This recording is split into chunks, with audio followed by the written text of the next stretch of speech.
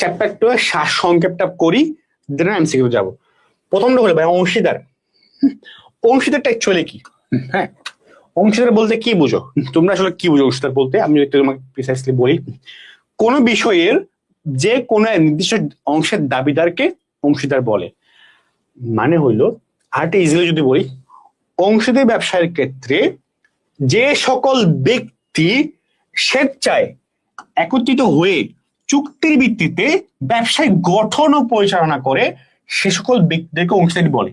মানে হইলো, মানে অনেকগুলা ব্যক্তি, এটা হইলো মিনিমাম 2 জন আর ম্যাক্সিমাম 20 জন যদি এটা সাধারণ অংশীদারি ব্যবসা হয়। আর ব্যাংকিং হয়ে ব্যবসা হলে মিনিমাম 2 জন ম্যাক্সিমাম 10 জন মিলে, যখন এই মিনিমাম 2 বা ম্যাক্সিমাম 10 এর মধ্যে থেকে এই মানুষগুলা মিলে যখন তোমার কি করে, একটা ব্যবসা ফাউন্ড করে, মানে কাইন্ড অফ একটা চুক্তির ভিত্তিতে, নট লাইক মুখে বললাম না, চুক্তির ভিত্তিতে, কাইন্ড একটা চুক্তি তো হবে, একটা স্পেসিফিক্যালি চুক্তির ভিত্তিতে, এটা লিখিত হইতে পারে, মুখে হইতে পারে, এনিথিং। চুক্তির ভিত্তিতে মিনিমাম 2 জন ম্যাক্সিমাম 20 জন মানুষ সাধারণত, আর ব্যাংকিং হইলে মিনিমাম 2 জন ম্যাক্সিমাম 10 জন মানুষ একত্রিত হয়ে চুক্তির ভিত্তিতে যে ব্যবসাটা করতেছে তাকে আমরা কি বলতে পারি? অংশীদারি ব্যবসা বলতে পারি। কিন্তু সবচেয়ে ইন্টারেস্টিং ফ্যাক্ট হলো, এই অংশীদারি ব্যবসায় কিন্তু কোনো আলাদা কৃত্রিম সত্তা নাই। এটা যত বড়ই কোম্পানি, এটা মানে ব্যবসা হোক না কেন, যত বড়ই সেটা ব্যবসা হোক না কেন, সেটা 1000 কোটি টাকা হইতে পারে, স্টিল সেটা যদি কোম্পানি না হয়, তার আলাদা কোনো কৃত্রিম সত্তা নেই। বুঝলা? মানে এটার মিনিং এটা যে অংশীদারি ব্যবসার ক্ষেত্রে যে মামলা হয়, ধরো এটার ভিতরে মামলা হইলো যে প্রতারণা মামলা হইতে পারে, ফ্রডের মামলা হইতে পারে, অনেক কিছু হইতে পারে না, বা আইনগত কোনো কিছু হইলে ওই আইনগত কিছু ব্যবসায়ীর নামে হবে না, সেটা ম্যাক্সিমাম টাইম সেটা মানে ধরো 10 জন অংশীদার আছে, ওই 10 জন অংশীদারকে বের করতে হবে। এই জন্য যারা মোটামুটি একটু মানুষজন, তারা কোম্পানির দিকে শিফট করে। ঠিক আছে, এটা আর কি। তো মুনাফা মানে কি? মুনাফা মানে হলো যে ব্যবসা আয় থেকে যখন তার নেট এক্সপেন্স গুলো বাদ দিবে, বুঝলা, পরিচালন ব্যয়, অপরিচালন ব্যয় এগুলো সব বাদ দিবে, বাদ দেওয়ার পর যে অ্যামাউন্ট থাকে ওটাকে আমরা মুনাফা বলতে পারি, নিট মুনাফা বলতে পারি। ঠিক আছে। তবে চুক্তি, চুক্তি মানে হইলো মানে এই যে 2 জন মিনিমাম ম্যাক্সিমাম 20 জন মানুষ একত্রে ব্যবসা করতেছে। কেন করতেছে? তোমার যদি কোনো স্বার্থ না থাকে যে না আমি এই ব্যবসা থেকে এটা চাই, ও এটা চাই, মানে সবাই যখন মিলিত হই একটা স্পেসিফিক এজেন্ডা, যে না আমরা এই ব্যবসা থেকে এইটাই চাই, যে স্পেসিফিক স্বার্থের জন্য ব্যবসা করতে হয়, স্বার্থটাকে আমি চুক্তি বলতেছি অ্যাকচুয়ালি। তোমার কোনো কাম নাই যে হুদে একটা মানুষগুলোর সাথে ব্যবসা করবা, হয়তো তোমার টাকা লাগবে, মুনাফা লাগবে, তোমার ফেম লাগবে, লটস অফ থিংস। ঠিক আছে। সো চুক্তি হলো ব্যবসায় মূল ভিত্তি, মাথায় রাখবা। অংশীদারি ব্যবসায় মূল ভিত্তি কি? এমসিকিউতে আসে কি? চুক্তি। অংশীদারি ব্যবসায়ের মূল ভিত্তি চুক্তি। ঠিক আছে। ওকে, আরেকটা পয়েন্ট পারস্পরিক আস্থা ও বিশ্বাস। এটা রাখছি এই কারণে, কারণ ম্যাক্সিমাম টাইমস অংশীদার ব্যবসাগুলো বিলুপ্ত হয় বা বন্ধ হয়ে যায় যদি অংশীদারদের মধ্যকার পারস্পরিক সম্পর্কটা নষ্ট হয়ে যায় না, তাহলে এই ব্যবসা বেশি দিন আসলে লাস্ট করে না আর কি। বুঝলা? সো এটা অ্যাকচুয়ালি ফ্যাক্ট। আর বিলসতা মানেটা বুঝলাই, বিলসতা মানে যে বললাম, ধরো কোম্পানিটা ভেঙে গেল, মানে একটা কোম্পানি, সরি ব্যবসা প্রতিষ্ঠানটা, কোম্পানি বলা ভুল হবে, ব্যবসা প্রতিষ্ঠানটা বিলসতা মানে হলো যে ধরো ব্যবসা প্রতিষ্ঠানে একটা উদ্দেশ্য নিয়ে গঠিত, আমি উদ্দেশ্যটা অ্যাচিভ করবো, তারপর উদ্দেশ্য অ্যাচিভ হয়ে গেলে আমার এই ব্যবসার কোনো মিনিং নেই, শেষ, বন্ধ করে দিব। অথবা মুনাফার জন্য হইতে পারে। সো ব্যবসা যে কোনো কারণে যদি ব্যবসাটা বন্ধ হয়ে যায়, বন্ধ হয়ে যাওয়াটাকে আমরা বলতেছি বিলোপ সাধন করা। ঠিক আছে। ওকে, আর স্থিতিশীল মূলধন, পরিবর্তনশীল মূলধন, মানে এই অধ্যায়ে ম্যাথগুলোতে একটা পার্ট আছে। মানে বিষয়টা হলো, ধরো মূলধন, মূলধন এখানে 2 ভাবে বের করা যায়। মূলধন একটা হলো তোমার, আমি একটু চার্ট দিয়ে বোঝাই জিনিসটাকে, একটু চার্ট দিয়ে আমি তোমার বোঝাই বিষয়টা, তাহলে তোমার জন্য ইজি হবে। ধরো যেটা যেটা তোমার মূলধন আছে, হ্যাঁ, যেটা তোমার মূলধন আছে, মূলধন, ঠিক আছে। তো এখন ফ্যাক্টর হইলো এই মূলধন হিসাবটা, হ্যাঁ, মূলধন যে হিসাবটা আছে, এই মূলধন হিসাবটা বের করার 2টা ওয়ে আছে, তোমরা সবাই জানো। আমরা ইজি করে বিষয়টা কাজকে, একটা হলো তোমার কি, একটা হলো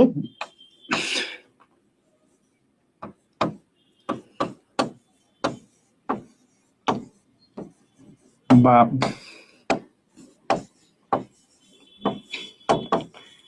একটা স্থায়ী মূলধন পদ্ধতি, আরেকটা হইলো তোমার পরিবর্তনশীল মূলধন পদ্ধতি। কি? পরিবর্তনশীল মূলধন পদ্ধতি। ঠিক আছে, পরিবর্তনশীল মূলধন পদ্ধতি। তো দুইটার মধ্যে ডিফারেন্সটা কোন জায়গায় দেখো, মানে ডিফারেন্সটা হলো ওই বলতে ধরো তুমি 5 লাখ টাকা নিয়ে ব্যবসা শুরু করলা, ঠিক আছে, 5 লক্ষ টাকা, ধরো 500K, তুমি 500K নিয়ে ব্যবসা শুরু করলা, 500K লিখলাম আর কি আমি বিষয়টাকে। সো স্থিতিশীল মূলধন পদ্ধতি বলছে ঠিক আছে, আমার মানে যেটা জানুয়ারি 1 তারিখে যদি আমার 500K মূলধন থাকে, আমি ডিসেম্বরের 31 তারিখও আমি আমার মূলধন দেখাবো 500K, মানে 5 লক্ষ টাকা, এটা আমি দেখাবো। বাট পরিবর্তনশীল বলতেছে না, তখন ও করবে কি, ও তখন আলাদা করে একটা কি করে, আলাদা করে একটা চলতি হিসাব করে। কি? একটা চলতি হিসাব করে, ঠিক আছে। কারণ তুমি মূলধনের সঙ্গে আয় ব্যয় যুক্ত হয় না, আমরা জানি আয় যোগ করতে হয়, ব্যয় বিয়োগ করতে হয়।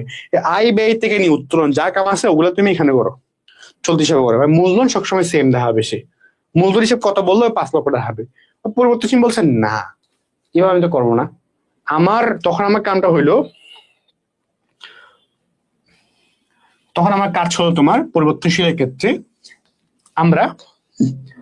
আমার মূলধন যদি 5 লক্ষ মানে 500K হয়, 500K এর সাথে আয় ব্যয় যোগ করে যত থাকবে, মানে আয় ব্যয় যোগ বিয়োগ করে ফাইনালি যত থাকবে, ধরো 400K হয়ে গেছে, 400K হয়ে গেছে, তাহলে এই 400K আমার মূলধন।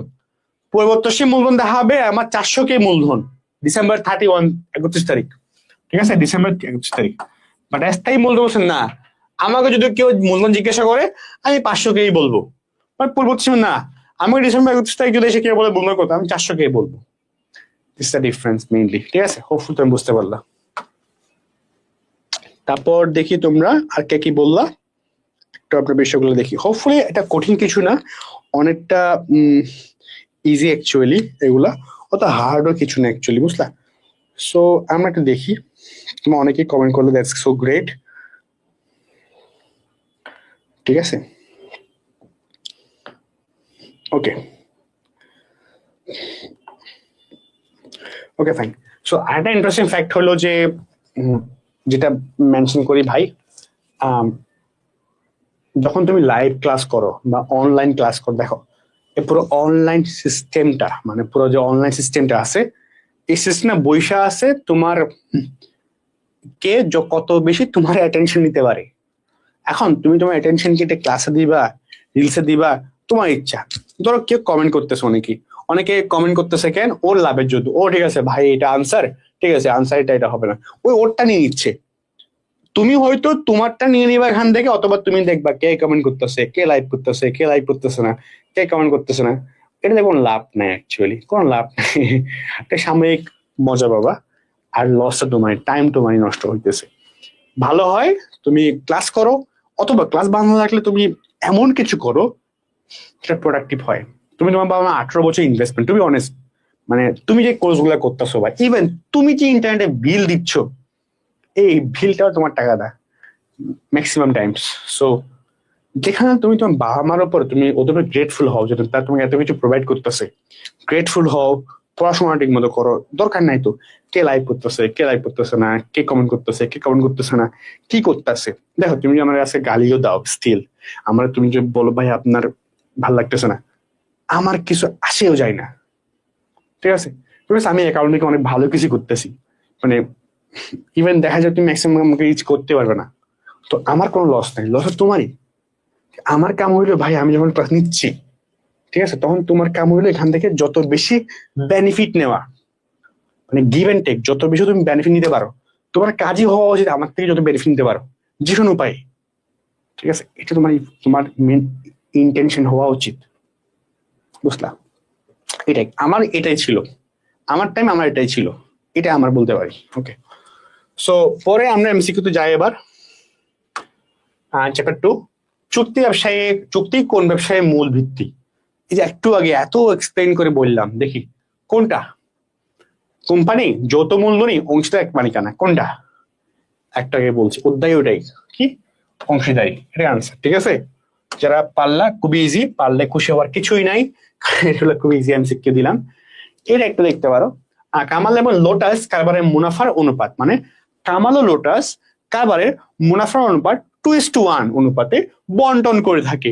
তো আমি যদি বলি কামাল আর লোটাস দুইজন, ঠিক আছে, তাহলে অনুপাত বন্টন অনুপাত কত? বন্টন অনুপাত হলো 2:1, ঠিক আছে। তো বছর শেষে তাদের মূলধনের জের, এটা আমাদের জের হবে,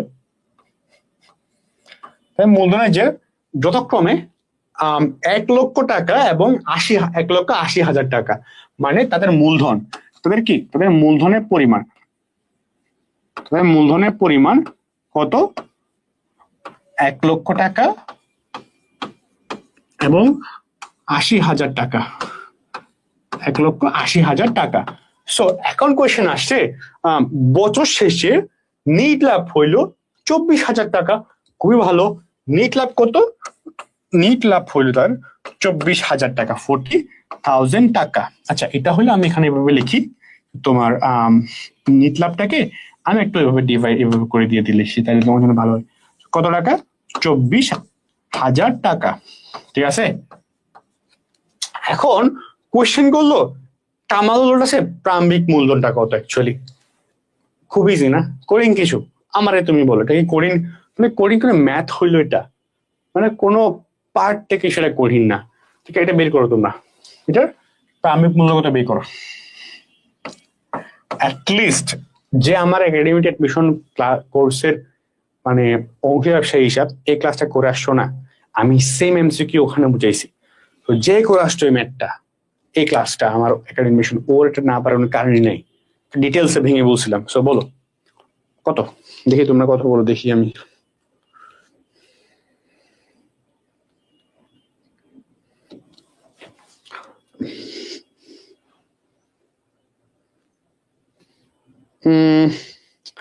ওকে ওকে, ঠিক আছে, এটা আনসার হইতে পারে। দেখি আমরা তাও আরো অন্যরা কি বলছে এটা দেখে আসি।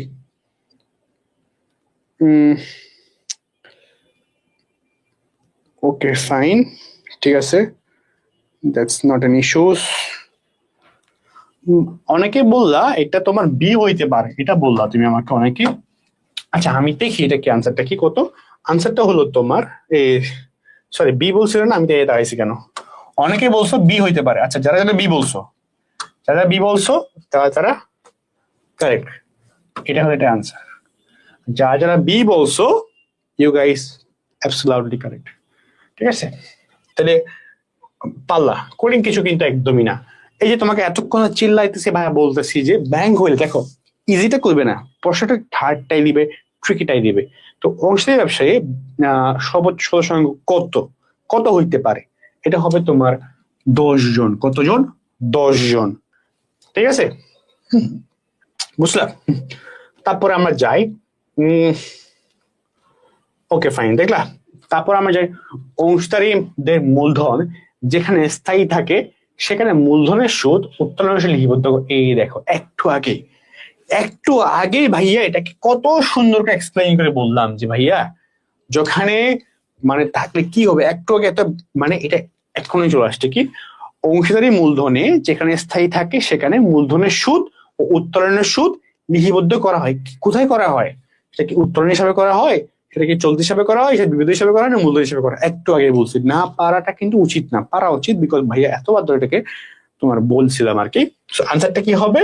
আনসারটা হবে চলতি হিসাবে। এই দেখো ভাই, একটু আগে কোথায় বলছিলাম, এই তুমি দেখো, আমি না তুমি দেখো, যে একটু আগে এক্সপ্লেন করলাম না এমসিকিউটা এখানে, এই দেখো দেখছো, এই যে বললাম স্থায়ী হইলে হলে কোথায় হয়? চলতি হিসাবে হয়, বললাম না? এই ঠিক সেম এমসিকিউটা এই দেখলে আসছে, এগুলা পরীক্ষা এগুলোই আসবে ভাইয়া, যা করাইতেছে এর বাইরে আসার পসিবিলিটি খুবই কম, বুঝলা?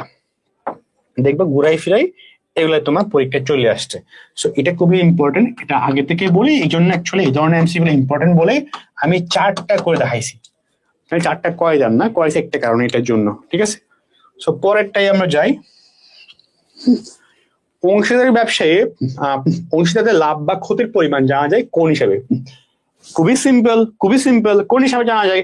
সবাই আমরা জানি কোন হিসাবে জানা যায়, আমরা জানতে পারছি লাভ ক্ষতি আবন্টন হিসাবে। কোন হিসাবে? লাভ ক্ষতি আবন্টন হিসাবে। ঠিক আছে? সো এরপরে দেখো, এরপরে কি বলে, আলী ও জামিল দুজন অংশীদার, তার মুনাফার অনুপাত 2:1।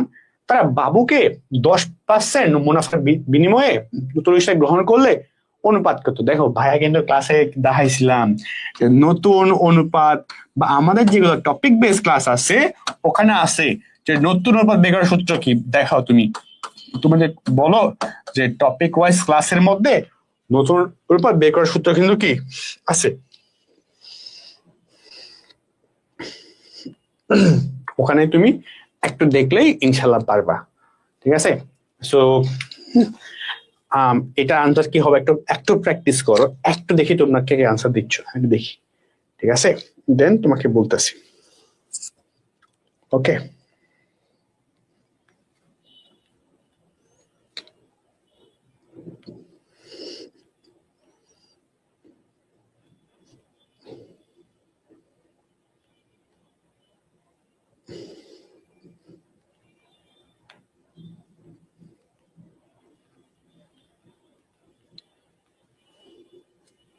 একটা মিনিট ওয়েট। ঠিক আছে, একটা মিনিট ওয়েট।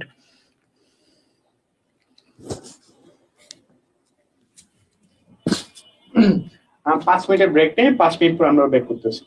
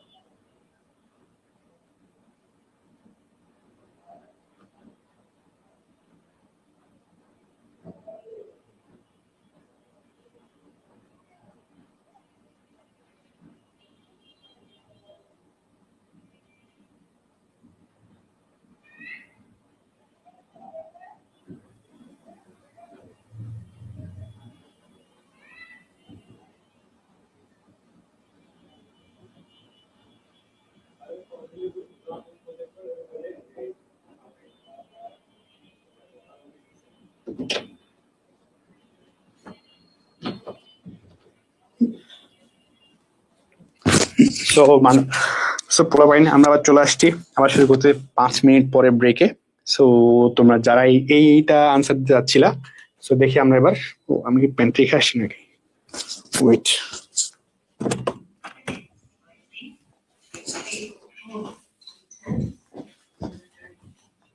ওকে, সো ওকে আমরা আবার শুরু করি তোমার এখন। ফাইন, যে দেখি তোমরা কার কার রাইট অ্যান্সার দিলে। এটা একজন বললা ভাই এটা না হইলে আমার লেখাপড়া বৃথা। ডেম, এটা মুঠেও তেমন কিছুই না। আচ্ছা 61 আনসার দিলা, অনেকে 61টাকে আনসার করলা। ওকে ফাইন, আমি দেখি তোমরা আরো কি কি আনসার করলা দেখি। তোমার পড়ালেখা ডেফিনেটলি বৃথা না, পড়ালেখা বৃথা যাই না। আচ্ছা আমরা দেখি জিনিসটাকে।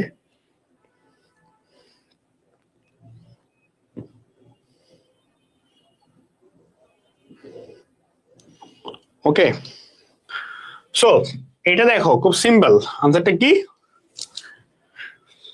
ফাইনালি তোমার আনসারটা ঠিক হইলো, 61। তোমার পড়ালেখা বৃথা যায় নাই, রাইট। আচ্ছা আমরা আর একটা মিনিট ওয়েট, আমরা একটা মিনিট ব্রেক নেই, একটা মিনিট পর আমরা ব্যাক করতেছি আবার। ইমার্জেন্সি কল আসছে মায়ের।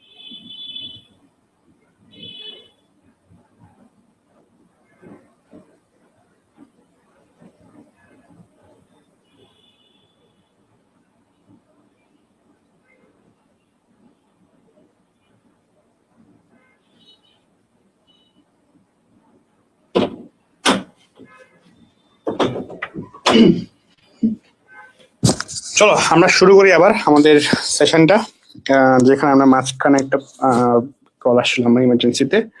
আমরা শুরু করি পুরো পার্টটুকুতে। আবার যারা হলে দেখি যে 6.3.1 অনেকে আনসার করছিল ওই সময়টাতে, যে কি হয়েছিল একটু দেখি, ঠিক আছে? ওয়েট,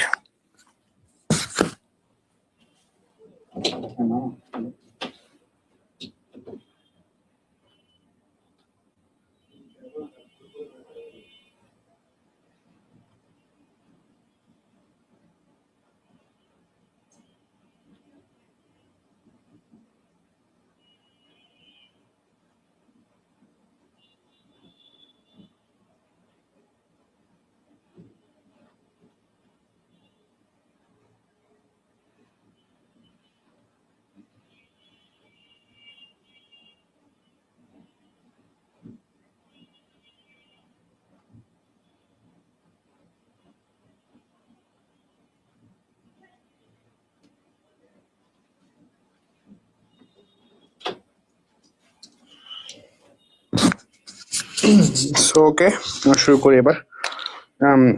সো দেখো, সো অনেকে তোমরা কি করলা যে 6.3.1 এটা আনসার করলা, মানে 6:6:3:2 এটা আনসার করলা। আমরা দেখি অ্যাকচুয়ালি যে এটা কারা আনসার করলা। হ্যাঁ, রাইট আনসার। সো তুমি অ্যাকচুয়ালি আশিক তোমার নাম, তো তুমি অ্যাকচুয়ালি অনেকক্ষণ ধরে বললা ভাই এটা না হইলে আমার পড়ালেখা বিতা, না আসলে পড়া বিতা হওয়ার কিছুই নাই, this is the answer, it's right. Okay, so আমরা পরেরটা যাই যে ভাইয়া চুক্তির অবত্য মানে অ্যাকচুয়ালি অংশীদারদের ঋণের সুদের কত। মাথায় রাখবা যখন তোমার চুক্তি হবে না, মানে চুক্তির মানে থাকবে না অ্যাকচুয়ালি ওভাবে। সো অবত্য মানে অংশীদার ঋণের সুদ সবসময় 6%। কত পার্সেন্ট? 6%। এটা কিন্তু একদম, আমি তোমাকে এটাকে প্রেসার দিব, এটা অনেক ইম্পর্টেন্ট জানো, মানে পরীক্ষা এটা অনেক কমন আসে অ্যাকচুয়ালি।